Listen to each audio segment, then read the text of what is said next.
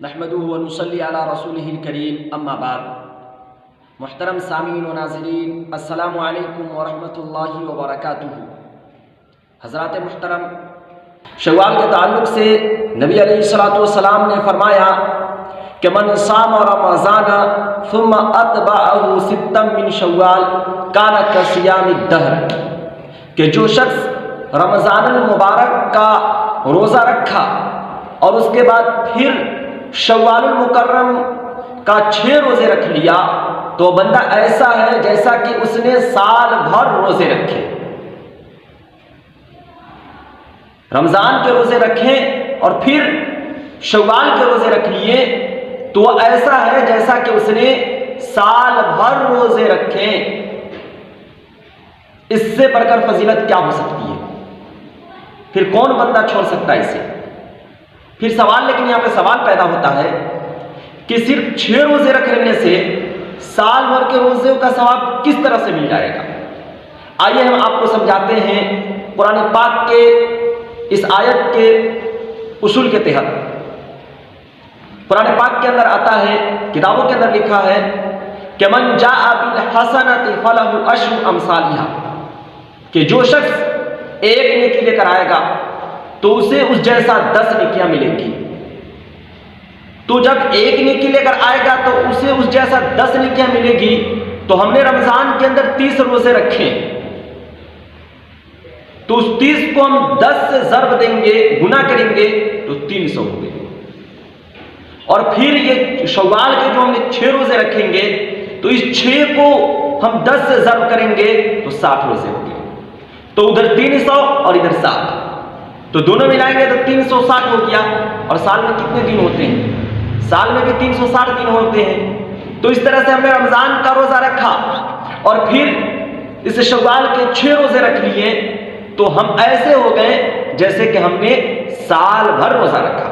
جیسا کہ آپ کو ہم نے نبی کے فرمان سنایا کہ من صام رمضان ثم اتبعہ ستا من شوال کان کصیام الدہر، کہ جو شخص رمضان کا روزہ رکھا اور پھر اس کے بعد شوال کے 6 روزے رکھ لیے۔ یہ شوال کے 6 روزے کو 6 روزہ بھی کہا جاتا ہے، شوال کے 6 روزے بھی کہے جاتے ہیں، اور اس کے علاوہ کئی نام رکھے جاتے ہیں۔ بس اتنا سمجھے کہ عید کے بعد جو ہے نا 6 روزے رکھے جاتے ہیں شوال کے مہینے میں۔ اسے شوال کے 6 روزے کہتے ہیں، عید کے بعد کے 6 روزے کہتے ہیں، اور جو ہے نا سیدھے 6 روزہ بھی کہتے ہیں۔ تو رمضان کا روزہ رکھا اور پھر اس 6 روزے رکھ لیے تو بندہ ایسا ہے جیسا کہ اس نے سال بھر روزے رکھے۔ کتنی فضیلت ہے! اسے تو ہر کسی کو رکھنا چاہیے۔ اللہ تعالیٰ سے دعا ہے کہ اللہ رب العزت ہمیں جو ہے نا ان روزوں کے رکھنے کی جو ہے نا توفیق عنایت فرمائے۔ اس تعلق سے 2 باتیں، 2 مسئلے سمجھیں۔ پہلا مسئلہ یہ ہے کہ یہ روزہ کب تک رکھ سکتے ہیں؟ یاد رکھیے، شوال جو عربی مہینے کے اعتبار سے ہے، عربی مہینہ ہے، اس پورے مہینے آخر مہینے تک رکھ سکتے ہیں۔ آپ شروع میں رکھ لیں، بیچ میں رکھ لیں یا آخر میں رکھ لیں، 1 مہینے رکھنے کا آپشن ہے، 1 مہینے رکھنے کا اختیار ہے، 1 مہینے بھر میں آپ رکھ سکتے ہیں۔ دوسرا مسئلہ یہ ہے، کیا لگاتار رکھنا ضروری ہے یا اسی طریقے سے عید کے بعد فوراً 1 دن رکھنا ضروری ہے؟ اگر عید کے بعد 1 دن رکھتا ہے فوراً تو اس کے شوال کے 6 روزے صحیح ہوں گے اور نہیں ہوں گے؟ جواب یہ کہ نہیں، اس طرح کی کوئی بات نہیں ہے۔ آپ کو 1 مہینہ دیا گیا ہے، اس 1 مہینے میں آپ جس طرح سے چاہیں اس طرح سے رکھ سکتے ہیں۔